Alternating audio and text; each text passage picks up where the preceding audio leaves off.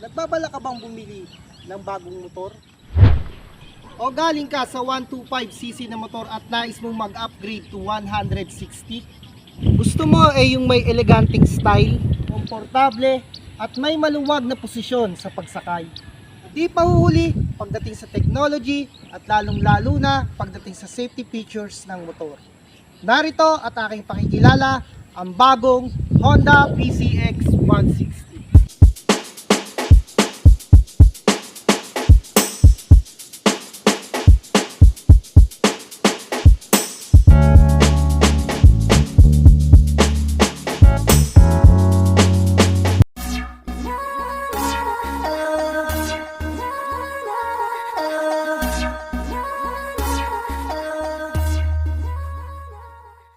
Bibi, napanood nyo na yung malupitan nating intro. So una sa lahat, maraming salamat sa Honda Philippines sa pagpapahiram nitong Honda PCX. So wala nang paligoy-ligoy pa. Tara, talakayin na natin yung features and specification nitong motor. Mga habibi, ayan yung ating i-review ngayon. So ang kulay niya ay matte red. Ayan. Napakaganda ng kulay niya, no? Buhay na buhay yung kulay niya. Tapos nakalagay dito yung Honda.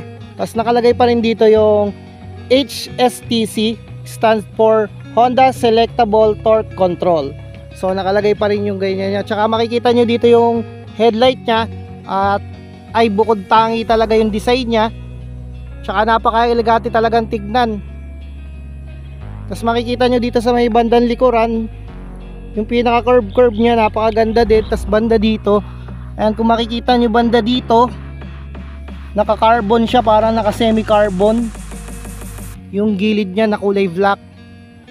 Tapos dito sa may bandang likuran, sa may gilid, yung makikita nyo yung napaka-elegante at nag-stand out talaga na 3D emblem ng PCX 160. Ayan, kulay gold pa siya. Tapos sa likod, ayan yung taillight niya, hindi pa rin nawala yung pinaka-sexing taillight niya na X-shape paggabi. Ayan. Napakaganda din ng kanyang taillight, naka-underneath na. So yung ating mga ilaw dito sa likod ay ano na yan, LED light na yan. Mas mahaba ang buhay ng mga ilaw natin dahil naka-LED light na siya.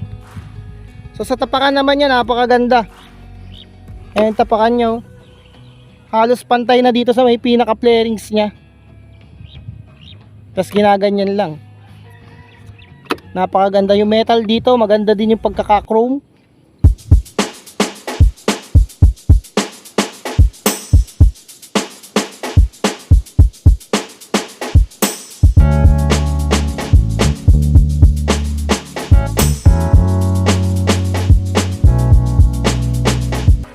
At dito, napaka-elegante ng handlebar niya, no? Napaka-sosyali ng datingan, yung pagka-chrome nito na finish ay napakaganda. Tapos may Honda dito. Kasi ito yung kanilang panel na full digital na. So makikita natin dyan yung headlight, yung battery, yung indicator, tsaka yung mga indicator ng traction control, idling stop. Tapos pag binuhay mo, ganyan yung itsura niya. Grabe, ang ganda na, no guys.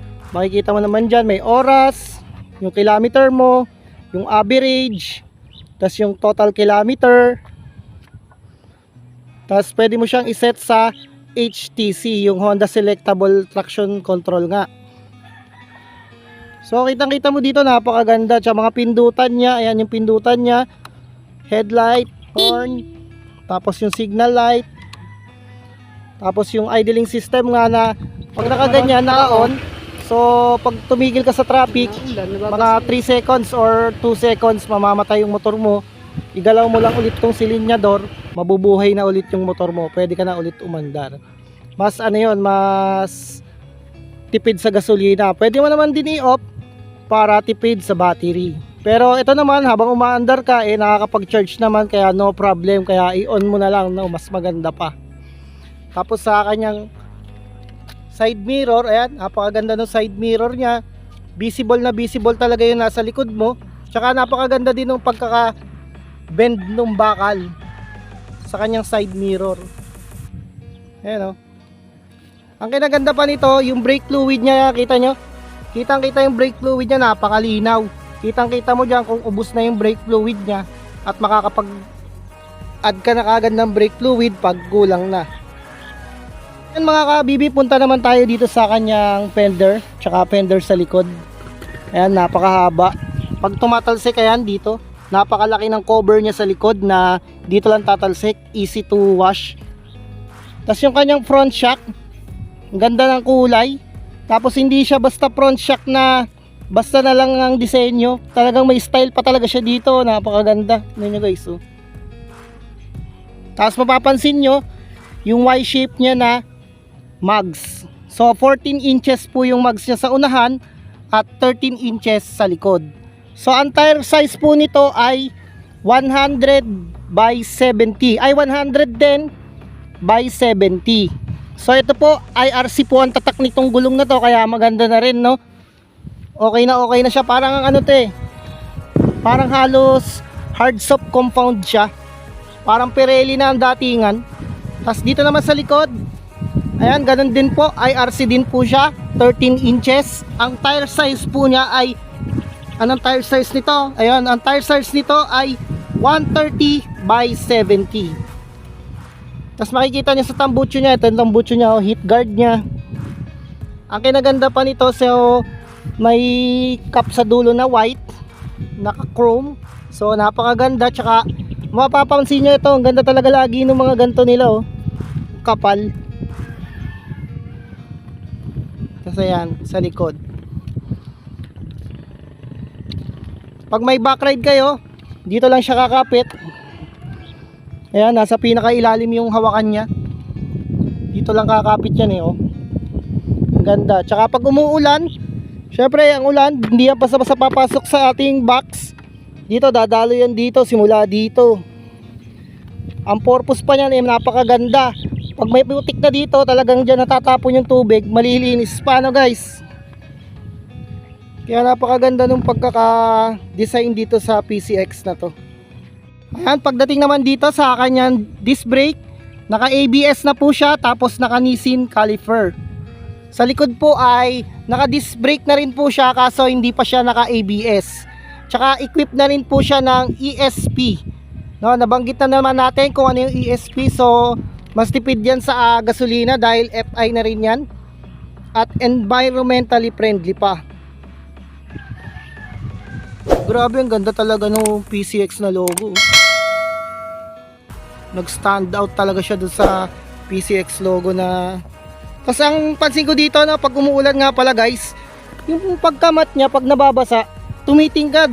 Kaya pag tag-ulan, ang ganda niyan pag nababasa. Kitang-kita yung kulay niya na pagkamat, red. At ayan, sa starting system niya, naka-smart key na rin po yan. Ayan. Keyless na rin po yan, ayan, ganyan. Bubuksan natin, seat. Tapos sa fuel niya, ganito lang ka-easy, napaka-social na social ng datingan. No? Boom! Ang ganda, grabe. Tapos tatanggalin mo lang itong cup. Tapos ilalagay mo dito para iwas kalimot. Eh ako pa naman makakalimutin. May lagayan na dito, no? Hindi na natin makakalimutan takpan yung ating gasolina. So doon sa iba, bakit naglolo ko yung ganito nila? Eh napaka-smooth nga eh, oh. Oh, napaka-elegante ng datingan. Parang ano, mga sasakyan na mamahalin. Alright. So dito, ayan, pag nakaganyan sa seat, lagay nyo na para umandar na yung panel. So pag i-start nyo, click nyo lang to, tapos piga lang to, mag-i-start na yan.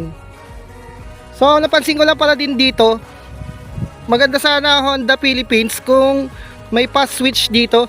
BB, ganito yung riding position niya. Ito yung pinaka-simpleng riding position niya. Tapos sa upuan, napakaganda kasi may curve to dito. So nakakasandal ka kahit pa paano. Napakalambot ng upuan niya. Tapos two-tone na rin yung upuan niya. Mamaya papakita ko sa inyo mga kabibi. Yung position, ganito lang, yung pinaka-simple. Pag medyo nangangalay ka na sa ride, syempre mahaba yung biyahe mo, pwede mo iganto yung paa mo. Yan. Tatandaan na rin ito, pag nagpreno ka ng biglaan, imbis na braso lang yung magagamit mo, pwede mo nang ituon tong paa mo na dalawa. Huwag kanan lang ha. Baka mamaya pag kanan lang bumaling kayo pa kanan, tumumba kayo, no. Lagi natin tatandaan yun. So napakaganda at napaka-komportable niyang sakyan mga kahabibi.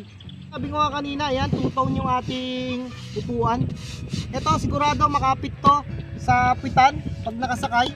Susubukan natin yan sa ating test drive. So ito naman, ganun din. Ayan yung pinakatahi niya, napakaganda at napaka-elegante. Tahi siyang ganyan. Ganda rin yung pagkakatahi niya guys, kasi ako nananahi din. Kaya masasabi ko na maganda talaga yung pagkakatahi niya. Ayos. Punta naman tayo sa pinaka niya. Ayan. Yung sa pinaka box niya, karamihan ng motor ay ganito lang. So mas pinaganda pa ni PCX yung sa box niya, na-adjust niya na talagang full na, talagang makakayuko ka na, hindi ka mauuntog dito na pag nakaganto. Yung pagkaganto mo, mauuntog ka pang ganon, so napaka-hassle, sakit pa sa ulo. So ito ngayon, talagang nakaganto na. Napakaganda na nung ginawa ni Honda Philips. Bukod dyan, ang capacity dito 30 liters na, napakalaki. Napakalaki nung lagayan niya dito. Hindi lang yan yung nalalagay namin dyan. Pag namimili kami sa palengke, halos lahat ng paninda namin na ilalagay na namin dyan. 30 liters ang capacity nito.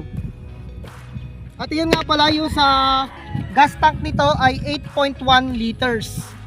Tapos meron din siya ditong packet nalalagyan. Ayan, 1.8 liters yan. Tapos may USB cord na rin yan, ayun, sa loob. No, mas safe yung mga cellphone nyo, lalo na pag umuulan. Pwede nyo dyan ilagay yung cellphone nyo, kasi sara nyo para safe din siya sa ulan. Ayan mga kabibi, pagdating naman dito sa shock, napakaganda ng play ng shock na yan.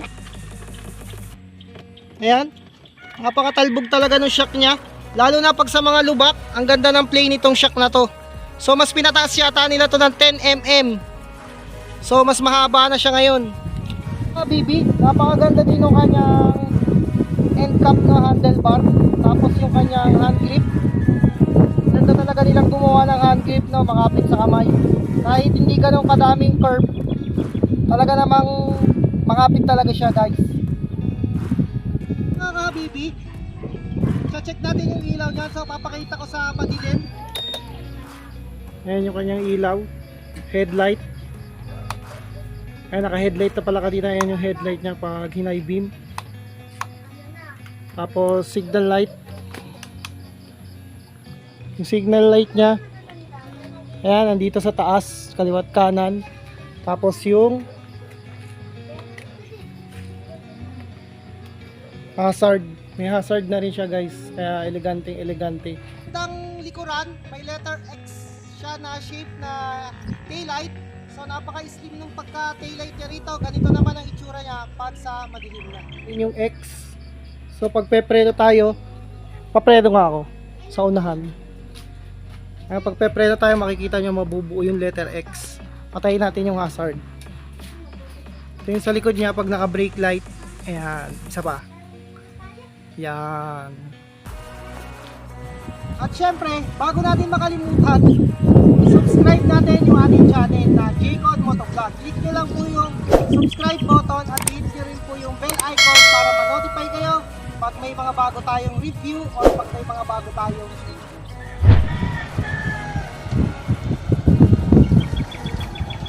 So ayan mga kabibi, bago natin tapusin yung video na to, isa lang masasabi ko sa motor na to: drive the best, drive a Honda.